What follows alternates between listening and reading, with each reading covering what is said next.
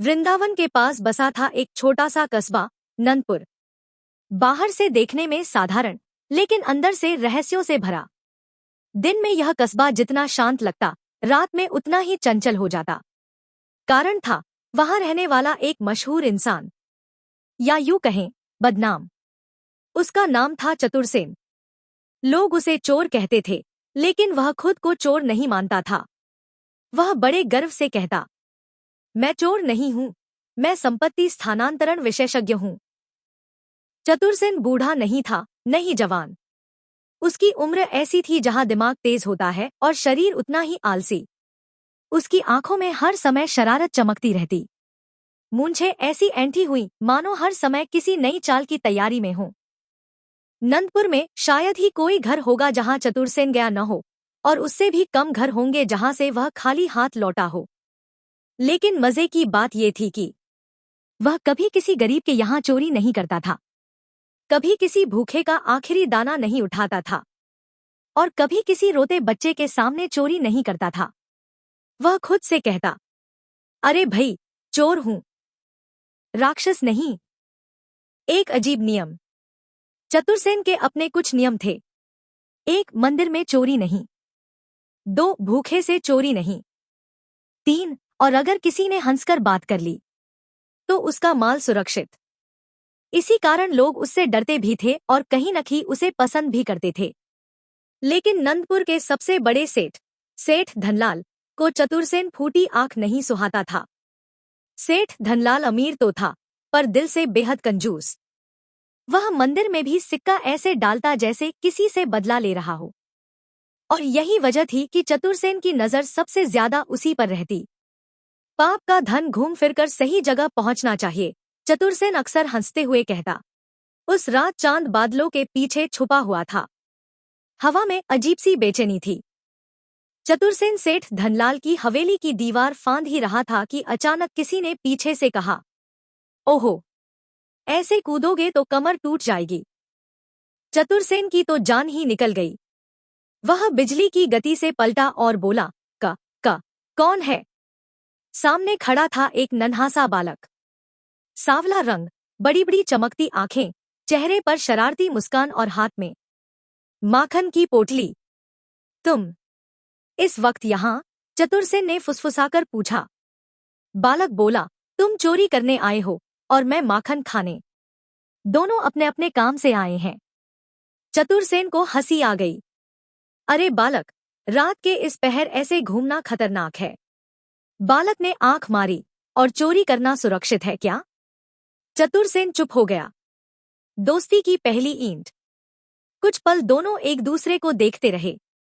फिर चतुरसेन बोला, नाम क्या है तेरा? बालक ने माखन उंगली से चाटा और बोला, नाम से क्या होता है? दोस्ती नाम देखकर थोड़ी होती है। चतुरसेन हैरान। अजीब बालक है तू। बालक मुस्कराया, और तुम बड़े मजेदार चोर हो। उसी पल हवेली के अंदर से आवाज आई। सेठ धनलाल करवट बदल रहा था। चतुरसेन ने फौरन बालक से कहा, भाग यहां से। बालक बोला, पहले वादा करो, आज से मुझे भी अपने साथ रखोगे क्या? मजा आएगा। बालक हंसा। चतुरसेन ने बिना सोचे कहा, ठीक है। और उसी पल चतुरसेन को लगा जैसे हवा ठंडी हो गई हो। बालक की मुस्कान कुछ अलग सी चमक उठी।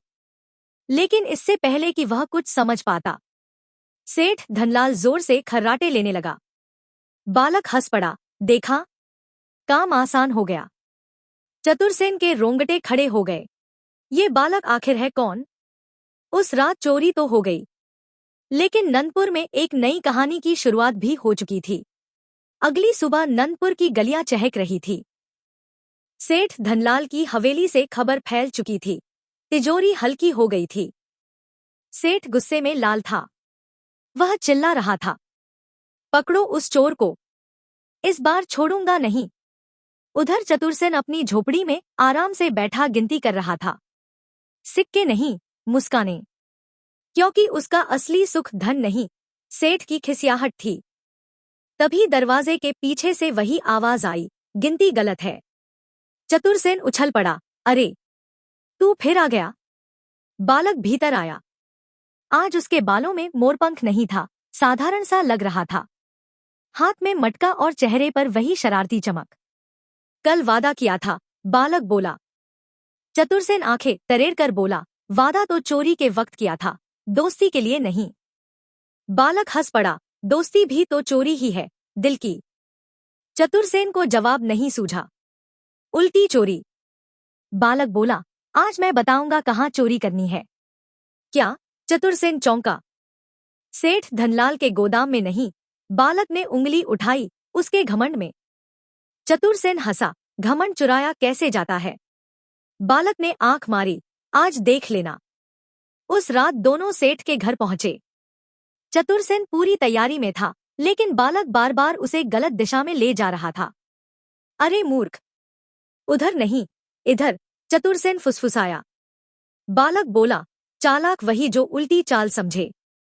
अचानक दिया जल उठा। पहरेदार जाग गए। चतुरसेन पसीना पसीना, आज तो फंस गए।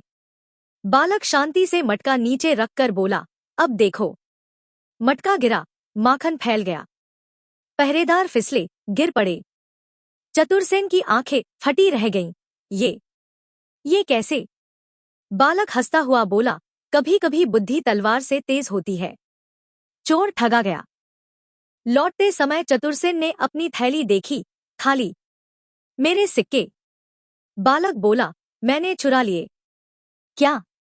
बालक मुस्कराया, डर मत, सुबह तक वापस मिल जाएंगे, अगर तुम एक काम करो। कौन सा? आज किसी गरीब के घर भोजन पहुंचा दो। चतुरसेन चुप हो गया, फिर धीरे से बोला, ठीक है।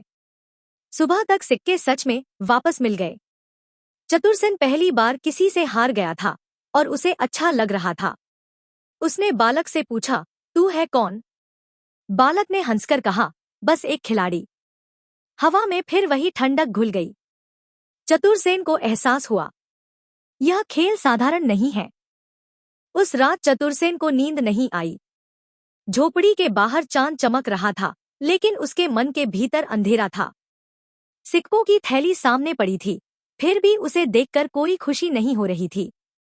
वह बुदबुदाया, अजीब बालक है, न चोर है न साधु, फिर भी मुझसे सब कुछ करवा लेता है। तभी पीछे से वही परिचित आवाज आई, क्यों, आज चोरी का हिसाब नहीं? चतुरसेन चौंका नहीं। अब वह उस बालक की आदत डाल चुका था। आज मन नहीं, उसने कहा। बालक पास आकर बैठ गया। उसके हाथ में बांसुरी नहीं थी, सिर्फ एक साधारण लकड़ी की छड़ी थी, जिससे वह जमीन पर रेखाएं खींचने लगा। मन भारी क्यों है? बालक ने पूछा। चतुरसेन हंसने की कोशिश करता है, लेकिन हंसी टूट जाती है। तू क्या जाने, ये हंसी भी चोरी की होती है। चोर का अतीत। बहुत देर बाद चतुरसेन बोला, मैं हमेशा से चोर नहीं था। बालक चुप रहा। मैं भी कभी ईमानदार था।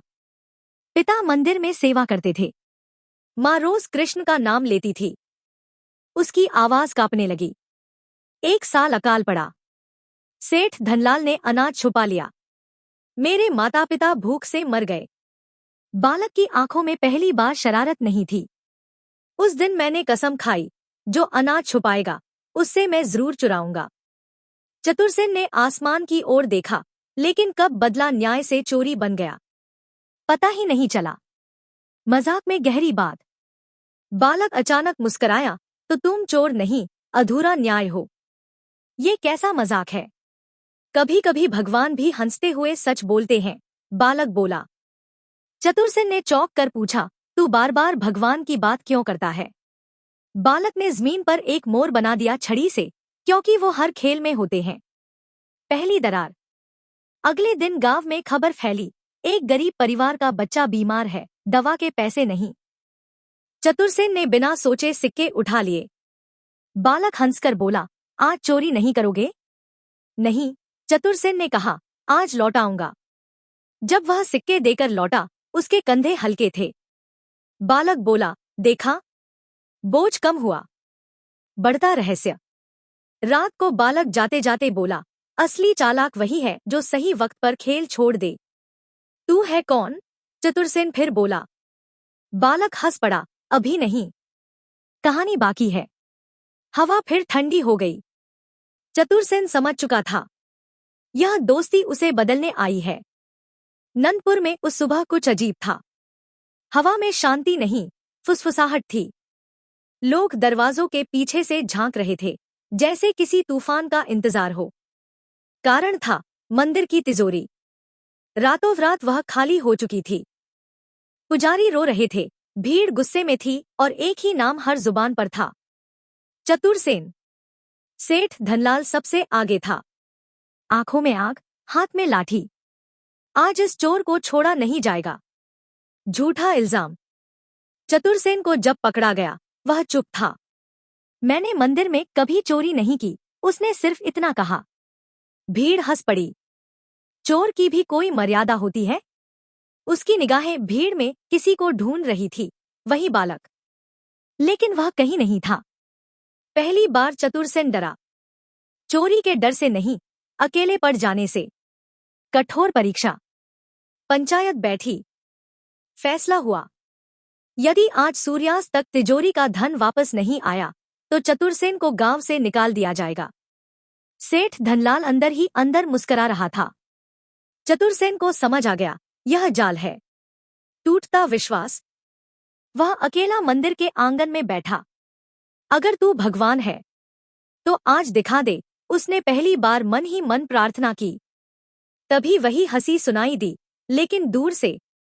अरे, बड़े उदास बैठे हो। चतुरसेन पलटा। बालक पीपल के नीचे बैठा था, जैसे कुछ हुआ ही न हो। तू कहाँ था? चतुरसेन गुस्से से बोला।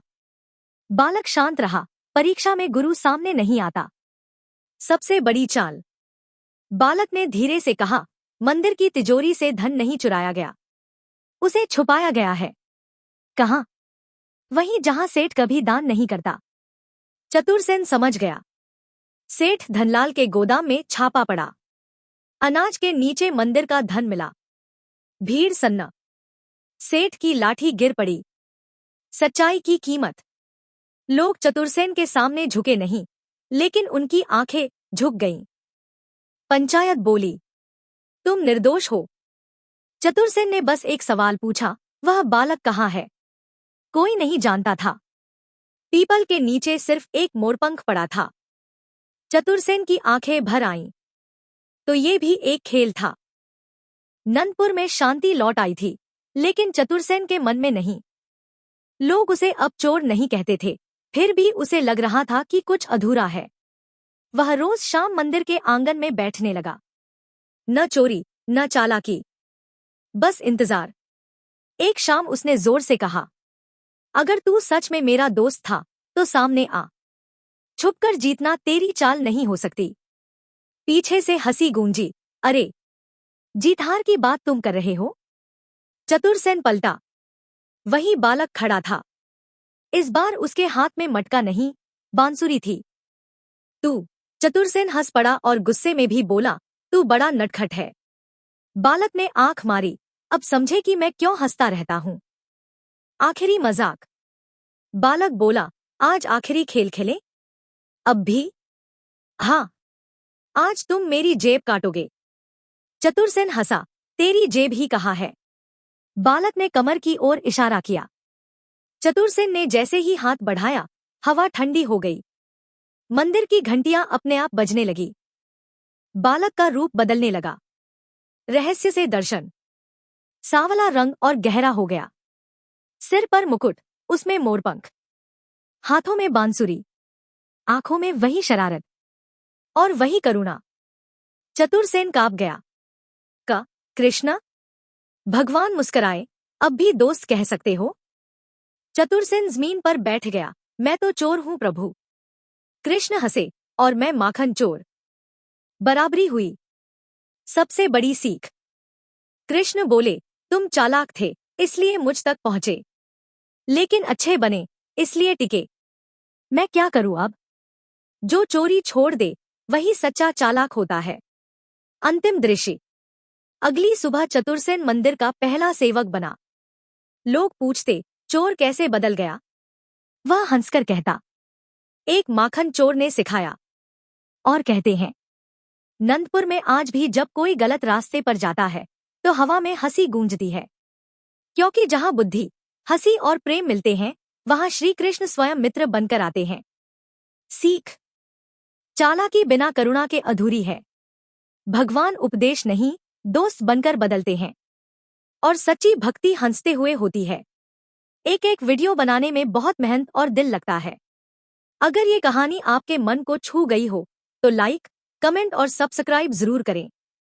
आपका एक छोटा सा सपोर्ट हमें और कहानियां लाने की ताकत देता है।